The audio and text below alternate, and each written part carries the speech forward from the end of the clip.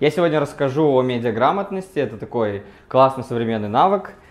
Пройдемся по нескольким ключевым моментам, разберемся, что такое информация, как она работает, что такое вообще медиа, как развивались ключевые формы этих медиа, какие бывают СМИ сейчас у нас и что такое искажение информации, какие бывают эти самые искажения информации.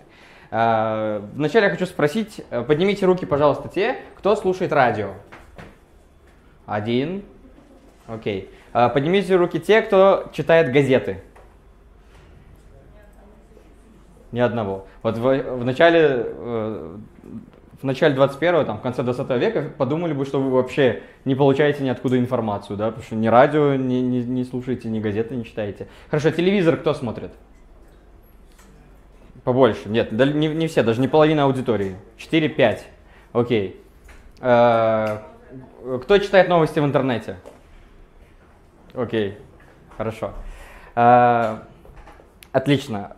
Смотрите, все мы получаем информацию так или иначе, да? В прошлый раз на рассказе о копирайтинге, о том, как мы формируем наши мысли, я немножко затрагивал эту тему, что есть вообще вся работа, весь путь информации, он закладывается в кодирование и декодирование. То есть у нас есть определенная мысль в голове, чтобы передать ее в другую голову, то есть мысль в голове Тимура не может просто так попасть в голову Нурика. Потому что она должна каким-то образом до него дойти, пока мы не обладаем телепатией, да, как профессор Икс. Поэтому человек решил, что ему нужно как-то доносить эту мысль, и он придумал медиа. То есть это форма, в которой он кодирует определенную мысль, она переходит, то есть она может каким-то образом попасть к другому человеку, который ее правильно декодирует. Окей? Давайте разберем на примере. Я вам покажу картинку. Нужно максимально быстро сказать, что я загадал. Оно. Отлично. Вам понадобилось меньше секунды, я думаю, около секунды, на то, чтобы распознать оно. Здесь нет ни намека ни на кино, ни на киноиндустрию, ничего такого, но за счет двух ключевых символов вы распознали сигнал. То есть я в два смайлика закодировал свое информационное сообщение, вы декодировали за счет той информации дополнительной, которой вы обладаете. То есть вы либо смотрели фильм, либо знаете эту фишку, что там есть герой-клоун и у него там красный шарик. Окей, давайте попробуем на этой картинке определить, что есть медиа из этих объектов. Можете называть с места. Что есть медиа? Да, что из этих картинок медиа изображает медиа? Последняя точно. Последнее это газеты «Известия». Ну, газеты. Так. Все. Первая вроде тоже. Только газеты. Мне кажется, нет, первая медиа, Так. третья медиа. Так. Третье что? Подождите. Третья это Ван Гог. Ван Гог, так. И четвертая, ну тоже несет какую-то информацию, наверное, Угу. медиа. Еще какие варианты давайте? Отсюда. Все? Все картинки олицетворяют медиа, кроме газеты? Кроме газеты. Хорошо. Ты перевернул пирамиду и систему, Бахтияр. Абсолютно верно, все это медиа, то есть любой носитель информации, за счет которого мы получаем определенную информацию, декодируем ее для себя, это источник медиа. На первой картинке это Уолл-стрит, то есть Таймс-сквер в Нью-Йорке, там огромное количество баннеров, рекламы и всего остального, это место, где сконцентрировано, наверное, самый большой сгусток медиа в мире, да. Вторая картинка, это просто картинка, она может быть рекламной или нет, но она все равно несет нам какой-то посыл. Мы видим, что там есть человек, что у нее есть наушники, что она испытывает некую эмоцию, это рабочее место или что-то такое, то есть мы тоже для себя получаем информацию. Здесь мы видим картину, и мы из нее уже понимаем, что это известный художник, да, что эта картина, это предмет искусства и так далее. То есть мы можем разворачивать. В значке надкусанного яблока тоже заложено много информации. Это бренд, это Apple, мы знаем очень много про Apple, и это логотип большой компании технологичной, да, поэтому далеко не только газеты, это медиа. Итак, определились, медиа это все, что несет нам какую-то информацию, это любой логотип, знак, все, с чего мы можем считать информацию. Коротко пройдем по тому, как классические медиа развивались, какой они путь прошли. Да, первое медиа, на мой взгляд, да, я всегда его привожу, это значит пещеры Это такие пещеры, во Франции есть пещеры, где обнаружили одни из самых древних наскальных рисунков, и то есть люди переживали какие-то эмоции, они такие, блин, как бы это все передать, и они решили нарисовать это, то есть они отправились на охоту, и это был огромный выброс адреналина, их там не убили чуть, они кого-то убили, и они такие, надо об этом рассказать, но рассказав своему племени, им этого оказалось недостаточно, они нарисовали. Как думаете, сколько лет этому рисунку? Чуть-чуть больше, Бахтияр. 15 тысяч лет. Еще какие варианты? Что, это похоже на 15 тысяч? Это еще до моей бабушки. Да, но я так в детстве даже не умел рисовать. Это 36 тысяч лет, этому рисунку 36 тысяч. Он ровесник более или менее разумного человека. Далее люди развивались, человеческое сообщество развивалось, и они поняли, что можно те вещи, на которых они оставляли какие-то сигналы, информацию, можно еще переносить. Было бы круто уметь это переносить, потому что скалу не перенесешь. Они начали изобретать письменность, то есть это табличка, шумеро-аккадская табличка, ей около 1500 лет, нет, 2500 лет ей. И это одно из первых таких транспортабельных медиа, да, которые можно было переносить. Сделаем резкий скачок вперед, пропустим немножко развитие письменности, окей, появлялись книги и все остальное, но в 20 веке оформился такой вариант передачи информации, как газета. То есть это сначала книги развивались в сторону увеличения, потом в сторону уменьшения. И в таких микрокнижках начали публиковать информацию текущую, которая нам сейчас с вами нужна. Они стали очень популярными и востребованными, и люди просекли эту фишку, такие, давайте делать легкое чтиво на максимально легком каком-то формате, который можно будет передавать другим людям. Затем люди научились магии, передавать звук на расстоянии. Они изобрели радио. Маркони, такой замечательный итальянский изобретатель, он сделал радио, провел первое тестирование и смог звук передать на расстояние через поле. Это перевернуло на тот момент, совершило революцию в мире медиа, и он, таким образом, его изобретение привело к изобретению нынешней формы радио. И то есть мы теперь можем слушать какие-то радиостанции, получать сообщения на любом расстоянии. Затем появилось телевидение, то есть мы не только звук научились переносить, но и изображение. То есть мы в каком-то плане вернулись к первому моменту, то есть мы ушли сначала в кодирование с символами и вернулись потом в полноценное изображение, звук и изображение, и создали телевидение. Затем появился вот этот чувак, который изменил все. Как его зовут? Кто знает? Нет? Есть программисты? Кто? Да, правильно, Тим Бернс-Ли. Это... Вы это сказали, да? Или я договорился за вас? Тим Бернс-Ли, он изобрел интернет. Чувак, который изобрел World Wide Web. То есть он был одним из разработчиков, главным разработчиком такой системы для военных и ученых США. И он понял, что систематизировать научные знания удобно вот по такой системе. Но потом к нему пришла мысль, что в принципе по такой системе можно систематизировать любые знания и хранить их где-то в одном месте, чтобы к нему имели доступ огромное количество людей. Он изобрел интернет, а через где-то, это было в конце 80-х годов 20 века, а еще через 20 лет стали появляться социальные сети, которые сделали еще одну революцию в медиа. Теперь можно было не только получать информацию, но и делиться этой информацией самостоятельно. И более того, можно было взаимодействовать с персонажами, людьми, компаниями, которые делятся этой информацией. То есть этот этап революции называется интерактивность, когда мы смогли взаимодействовать с контентом. Вот такой путь прошли медиа, и сейчас оформились новые медиа. То есть новыми медиа мы называем вот такие вещи. У них есть три основных элемента. Первое — это цифровизация, то есть мы перешли на электронные носители, мы уже не смотрим, не читаем газеты, не читаем глиняные таблички и стены в пещерах, мы используем электронные носители, это компьютеры, наши телефоны, смартфоны, планшеты и все остальное. Теперь информация получается онлайн, то есть мы не просто записываем, передаем, а в режиме реального времени мы ею делимся и взаимодействуем с этим контентом. И третье — это интерактивность. Мы можем ответить, написать сообщение, сказать: да, ты такой классный, поздравить с днем рождения, или сказать: нет, ты не прав, ваше мнение будет учтено. Что же случилось после того, как мир разделился на вот эти старые и новые медиа? То есть классические медиа — это радио, газеты, телевидение, да? То есть все, что появилось в 20 веке. Все, что появилось в под конец 21 веке, то есть социальные сети, которые дали старт, позволили родиться огромному количеству новых медиа. Их называют как раз новыми медиа. Да? Так, итак, медиа в 21 веке, почему эта картинка раньше времени вылезла? Ладно. Медиа в 21 веке имеют вот такой вид, то есть у нас есть классические медиа, у нас есть новые медиа и новые особенности потребления информации. Информации стало, ну, как минимум, больше. То есть, если сейчас мы потребляем 40-60 гигабайтов информации в сутки, то такой же объем приходился среднестатистической семье в середине 19 века за всю жизнь.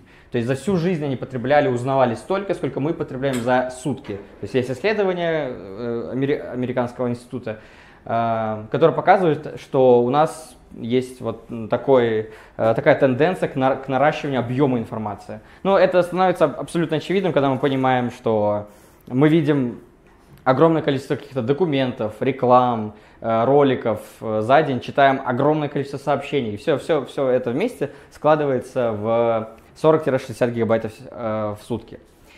И теперь появилась проблема. То есть раз мы потребляем очень много информации, у нас есть проблема с тем, как в ней разобраться.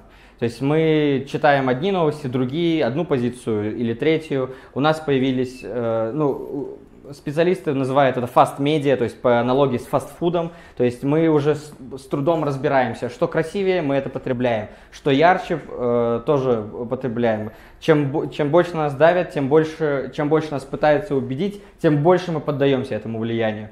И из-за этого вот такие fast media, они вносят в нашу жизнь очень много проблем. Главным оформленным источником получения информации остаются СМИ. У нас есть 3 формы СМИ. Первая форма – это государственные СМИ. Назовите какой-нибудь пример государственного СМИ. Кто? Ховар. РТ – это Russia Today. Еще? Джумхурият газета, совершенно верно. Все телеканалы в Таджикистане, я вам больше скажу, не считая некоторых частных на севере. У нас нет ни одной частной телекомпании до сих пор здесь. Все остальное телевидение у нас полностью 99% оно государственное. В России почти такая же ситуация, если брать как минимум хотя бы по охватам. Далее, у нас есть частные СМИ. Примеры частного СМИ. Азия Плюс. Йор, совершенно верно. Йор TJ. Лиму Медиа. То есть частные СМИ это те СМИ, которые ведутся по каким-то коммерческим канонам. Да? То есть есть человек, который организовал бизнес, его бизнес это собирать информацию, перерабатывать и передавать большой аудитории, наращивать эту аудиторию. То есть вот такая задача у частных СМИ. И есть, да, был еще бум у нас такой. И есть третья форма СМИ, как думаете, как она называется? Нет. Не, мы про СМИ, Нет, в интернет-СМИ идут все вот эти.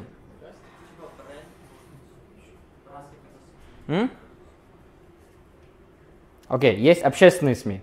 То есть общественные СМИ, чем они отличаются? Источником денег. Да? В этом случае платит государство из налогов, из госбюджета. В этом случае они зарабатывают на рекламе каких-то там продуктов, услуг, то есть коммерческим способом. Общественные СМИ. Пример общественного СМИ это BBC.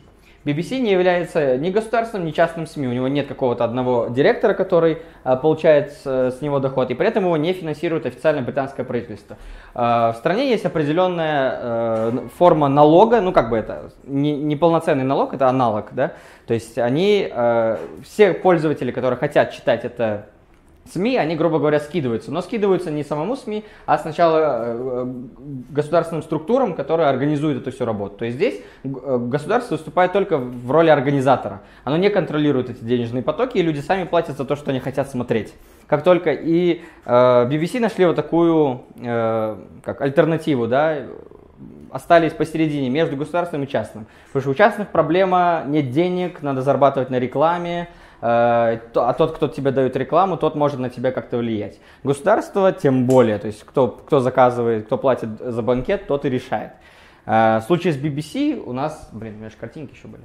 В случае с BBC у нас ситуация ровно промежуточная. Есть много других примеров общественных СМИ, но в чем проблема создать общественные СМИ? Нужен высокий уровень гражданского самосознания, то есть высокий уровень организованности гражданского общества. То есть в этом случае, если все согласятся, окей, нам нужно вот такое независимое СМИ, которое мы сможем контролировать, проверять и которое будет для нас реально работать, в этом случае можно будет создать общественное СМИ. Поэтому это такая. А вот это подписка и так далее, там, не знаю, донаты, это все частные СМИ?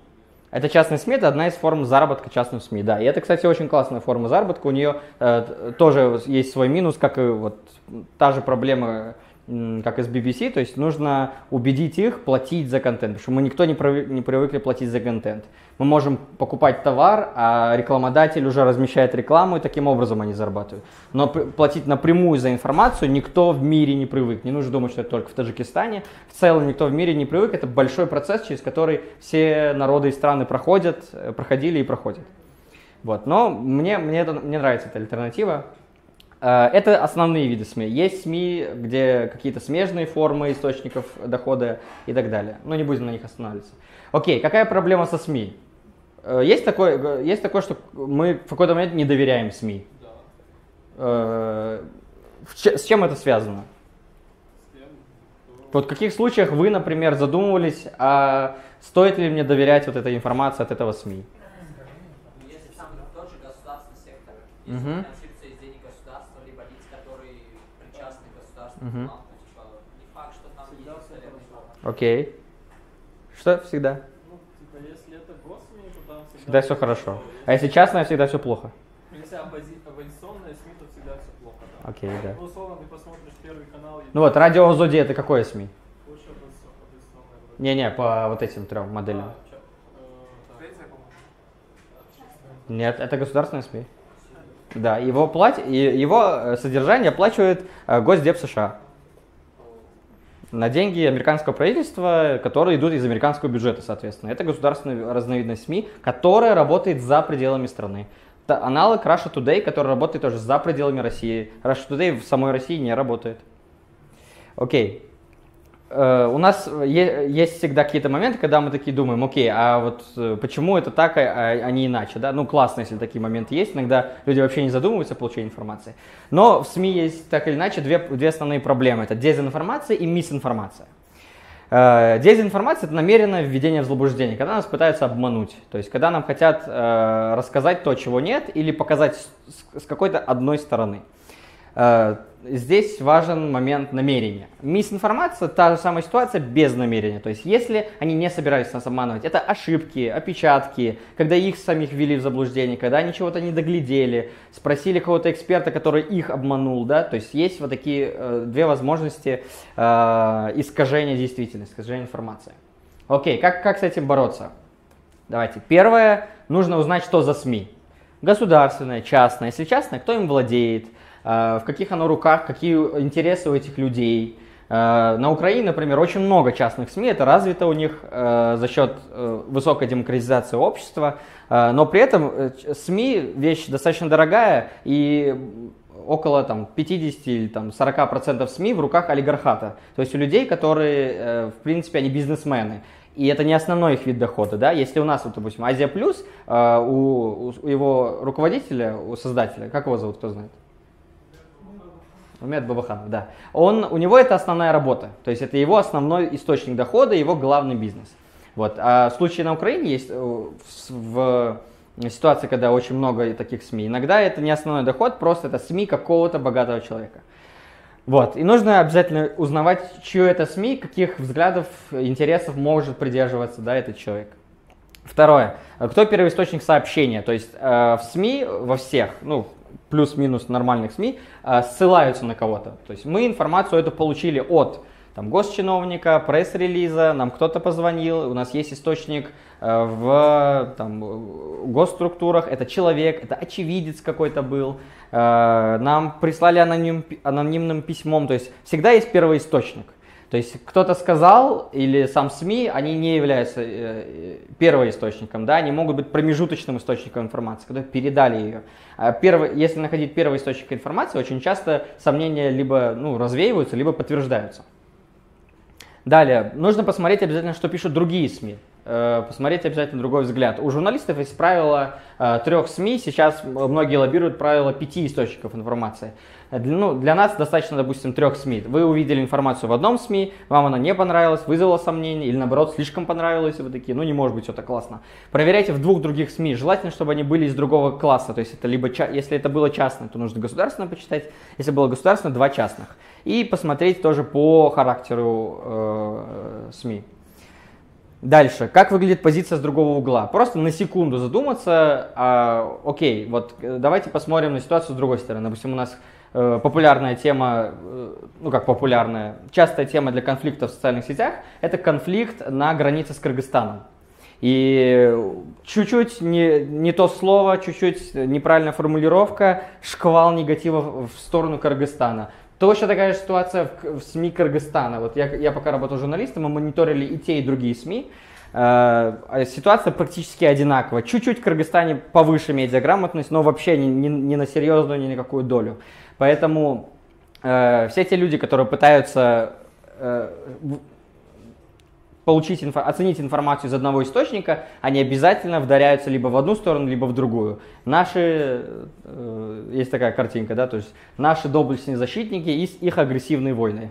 Да, и там абсолютно одинаковые группы стоят, то есть смотря с какой стороны посмотреть. Вот, очень полезно задуматься, все ли окей с этой информацией. Дальше, подождите, еще хотел сказать. Такая ситуация с мисинформацией, мы немножко более защищены, потому что можно от ответственного СМИ ждать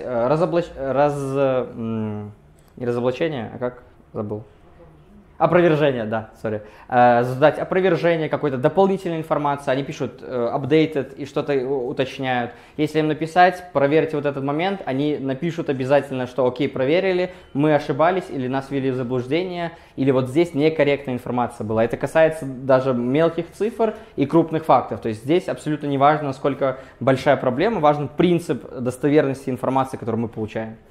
Вот. И нам, как потребителям информации, тоже важно быть ответственными. То есть, окей, если мы потребляем все, что нам дают, мы, вот по аналогии с фастфудом, да, мы становимся толстыми, неповоротливыми, с узким кругозором, и которые не готовы вообще принять чужую позицию. Если мы относимся ответственно к этой части, то мы обязательно вступаем в взаимодействие со СМИ и пытаемся разобраться действительно сами. Дальше, у нас есть соцсети. Соцсети мы никак не делим, соцсети они есть соцсети, то есть мы все знаем их владельцев, это все частные компании. У соцсетей другая проблема, более распространенная, это фейки. Попробуйте, я думаю, все у нас эпоха постправды сейчас называется, когда мы ориентируемся на свои чувства и какие-то личные выводы, а не на аналитическое мышление и информацию. И поэтому про фейки мы все знаем. Фейк-ньюс, Дональд Трамп и все остальное. Приведите какие-нибудь примеры фейков. Как вы понимаете фейки, мне интересно. Смерть президента Туркменистана, да, когда написали, что он умер, а он не умер. Повышение цен на муку. Близко. Ким Чен Ын, что он умер, окей. Еще варианты? Есть еще дипфейки. Такие фейковые видео. О, дипфейк это высокий уровень. Да. Сейчас, подождите. Разберемся с базовым уровнем. Документалка про то, что Майкл Джексон.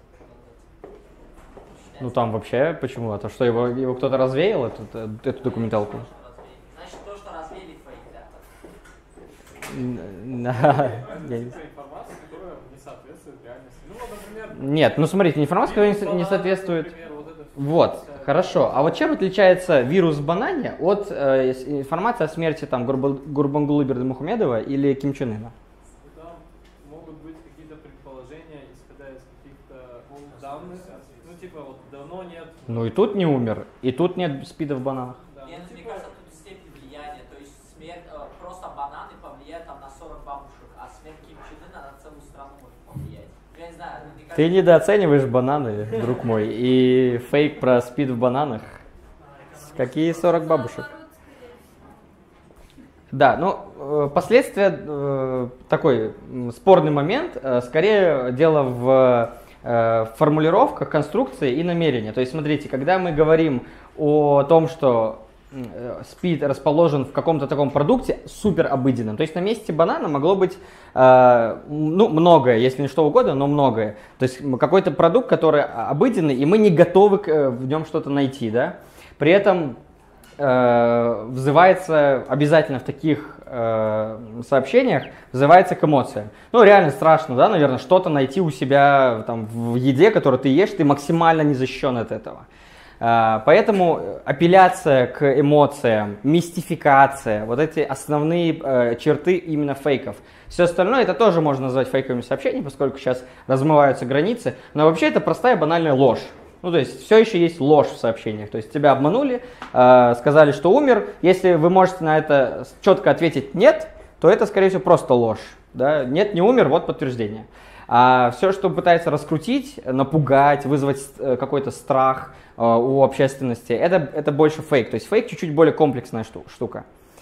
Абсолютно верно, что это такой классический пример с бананами. Есть такой сервис Banana Watch, я потом поделюсь ссылкой. Это целый портал про медиаграмотность, и они как раз таки, основываясь на фейке о банане, как о самом таком известном, они вот сделали такой портал. Есть куча вот таких примеров, и смотрите, у них общее как бы наполнение, да. Есть фейк о том, что есть в парацетамоле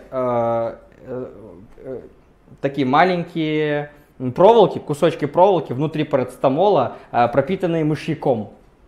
И их завозят из Израиля. Вот такой есть фейк, достаточно популярный. Он у нас тоже ходил, но больше ходил в Казахстане, в русскоязычной среде.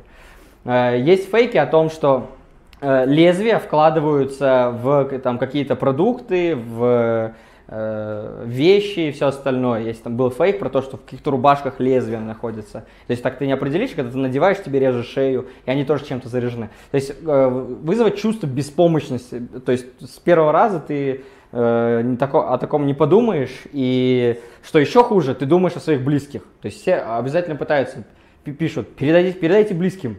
Ну, там, дети в опасности, или кто-то в опасности, обязательно скиньте. И WhatsApp все начинают всем скидывать миллион рассылок. Из-за этого, кстати, WhatsApp закрыл возможность пересылать сообщения больше, чем 20 людям. Да, в WhatsApp сейчас нельзя так сделать. За раз нельзя сделать, то есть нужно каждый раз заново открывать, заходить на группы еще, по-моему, строже, больше 5 групп нельзя за раз раскидать сообщения. Вот. И казалось бы, да, ну окей, мы же все понимаем адекватно, что СПИД не живет в такой среде, лекарства проходят проверку, нельзя не заметить лезвие в рубашке и все остальное, да, то есть если на секунду просто так задуматься, то вы понимаете, что, ну, все окей, фейки фигня. Но на самом деле это такая серьезная угроза, ей не зря уделяется много внимания, потому что все зависит от того, насколько сильно раздуть пожар и раздодорить. Здесь такая история о том, что, значит, две деревни в Индии, они, господи, в Пакистане, в Индии, по-моему, у них появилось фейковое сообщение о том, что там в WhatsApp начали рассылать фейковое сообщение о том, что представитель другой деревни похитил их девушку, он ее изнасиловал, покалечил, что-то с ней случилось, и они стали распространять это в WhatsApp. Представители той деревни в ответ на это, они, конечно, были споры, и кто-то додумался сделать какой-то аналогичный фейк в их сторону. Из-за этого разжегся очень сильный конфликт, они вспомнили все свои недомолвки, и в какой-то момент они просто взялись за оружие и пошли друг на друга. Итогами вот этих пересылок в WhatsApp стали 180 человек, то есть их убили, они друг друга переубивали, эти две деревни. И все началось с фейков, то есть с тех сообщений, которые пересылались в WhatsApp. В чем что? Мотивы тоже, целая группа мотивов может быть. Первый мотив – выгода, то есть кому-то иногда просто выгоднее нагонять трафик, личная выгода, на чью-то сторону перетянуть какие-то убеждения. Вот он за кого-то болеет, он не может аргументированно за эту сторону что-то высказать. Он пишет фейк про ту сторону, и на его сторону быстро прибегают люди, которые этому поверят. Есть люди, которые просто от нечего делают, ну, действительно, не верится, да, что просто так люди пишут. Но иногда люди хотят просто какой-то небольшой известности своему сообщению, даже не себе. То есть фейки всегда анонимны, это тоже важный то есть, момент, то что нельзя, очень сложно найти первоисточник фейка. То есть они всегда анонимны, они не подписаны ничьим сообщением. Вот. Про мотивы, да, хороший вопрос. С мотивами все очень туго у фейков, потому что их может быть огромное количество. Ну и вплоть до намеренной рассылки фейков. То есть создают люди, у которых есть определенные интересы, они намеренно клепают эти фейки. Когда фейк же был про цены на муку, говорили, что из-за того, что радио сделало про это такой репортаж с эпичной вот этой музыкой, вот это все, из-за этого еще более, эта волна еще усилилась, чем была первоначально. Да. Вполне возможно, что они подлили масло в огонь. Вот в этом как раз проблема. Нужно аккуратно взаимодействовать с такой информацией. Если она чувствительная, то нельзя в такие моменты гнаться за охватами и всем остальным. Это касается чувствительных моментов всех: религия, нация, какие-то гендерные вопросы, да, вопросы принадлежности, всего остального. Все, что трогает, касается эмоций. То есть в таких вопросах нужно, это как чувствительная, конфликточувствительная журналистика, есть такое понятие, и по ней проходят тренинги, которые они все посещают, кстати. Так, сразу открою несколько, нет, это не открою. Опять же, пытаемся разобраться, кто есть первоисточник сообщения, смотрим, есть ли апелляция к эмоциям, если вас призывают, стараются вас напугать, или, не знаю, даже слишком сильно обрадовать как-то, да, или привести вас в какое-то возбужденное чувство. То есть, скорее всего, что-то не так с этим сообщением, да, потому что обычное информационное сообщение к этому не стремится. Нет ли в сообщениях необъясненных нестыковок, то есть холодным взглядом посмотреть, все ли окей с датами, с местами, нет ли каких-то нестыковок по логике повествования. Иногда это помогает развеять фейк прямо на первом этапе. Такими вопросами задаемся и дальше. Какие еще методы есть? Самые простые. Прогуглить текст этого сообщения. Попробуйте его набрать, посмотрите. Очень часто есть такое понятие, как зомби-фейк. Зомби-фейк — это фейк, который умер и в какой-то момент возродился в другом месте. Вот этот фейк про бананы и мышьяк в таблетках — это пример зомби-фейка. Они время от времени потухают, потом где-то опять всплывают, их начинают шерить активно в социальных сетях, и они опять выполняют свою функцию, вредят людям, да? То есть вы смотрите, если написано, что там какая-то что-то случилось сейчас, какая-то поставка, и в ней нашли, вы гуглите текст, а текст 2014 года. Очевидно, что его просто опять откопали и опять используют. Проверить фото и видео в специальных сервисах, можете погуглить эти сервисы. Я пользуюсь TinEye, это сервис, который ищет картинки и реверсирует их, если их пытались перевернуть, чтобы усложнить поиск по картинкам Google. И есть InVid, такой сервис, который помогает искать видео на достоверность. То есть действительно ли это все видео, не вырезали ли его из контекста.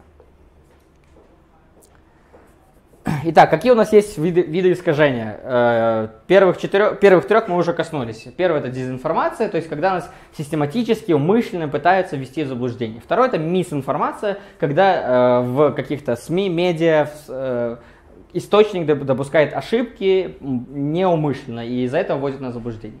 Фейк — это сфабрикованное ложное сообщение. У него есть определенные параметры, да, он апеллирует к эмоциям, там есть мистификация, непонятно, кто это написал, непонятно, когда это произошло и так далее. Далее есть манипуляция. То есть манипуляция — это тот момент, когда нас напрямую не обманывают, то есть там не содержится каких-то неправдивых данных. Это берут правду, но ее так миксуют, чтобы было выгодно источнику. И читающий потом не приходит в итоге к какой-то действительности. То есть манипулировать могут вашими чувствами, вашим происхождением, принадлежностью и так далее. Миксовать факты и все остальное. Есть пропаганда, то есть это систематическое убеждение, когда нас пытаются в чем-то убедить, перетянуть на свою сторону, и для этого используют, опять же, те же самые эмоциональные сообщения, корректируют как-то правду, не договаривают, пытаются приукрасить наоборот. То есть есть вот такой момент, как пропаганда.